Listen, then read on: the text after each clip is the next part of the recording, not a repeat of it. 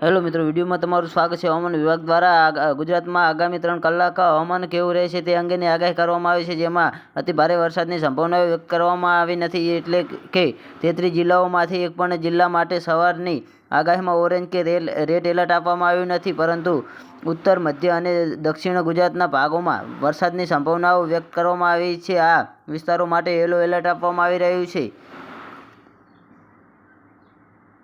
તો જ્યાં મિત્રો હવામાન વિભાગે 28મી જુલાઈ માટે સવારના 10 વાગ્યા સુધીની જે સંભાવનાઓ વ્યક્ત કરી છે, તેમાં 18 જિલ્લાઓ માટે ઓરેન્જ એલર્ટ આપવામાં આવ્યું છે, જેમાં અમદાવાદ, સાબરકાંઠા, ગાંધીનગર, અરવલ્લી, મહીસાગર, વડોદરા, છોટાઉદેપુર, આણંદ, સુરત, નવસારી, ભરૂચ, ડાંગ સહિતના જિલ્લાઓમાં અતિ ભારે વરસાદની આગાહી કરવામાં આવી છે। આ સિવાયના સૌરાષ્ટ્રના તમામ જિલ્લાઓ અને કચ્છ તથા ઉત્તર ગુજરાતના મહેસાણા, પાટણ અને બનાસકાંઠા માટે કોઈ વોર્નિંગ આપવામાં આવી નથી।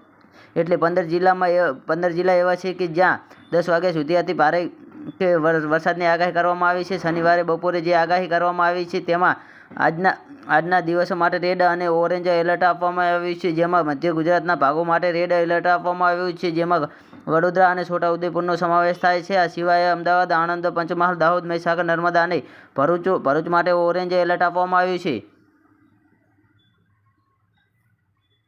તો જે હા મિત્રો, મધ્ય ગુજરાત અને દક્ષિણ ગુજરાતના ભાગો સિવાય સૌરાષ્ટ્રના અમરેલી, ભાવનગર અને બોટાદ માટે પણ ઓરેન્જ એલર્ટ આજના દિવસ માટે આપવામાં આવ્યું છે। તો જે હા મિત્રો, વિડીયોમાં બનાવી રહ્યા બદલ ધન્યવાદ।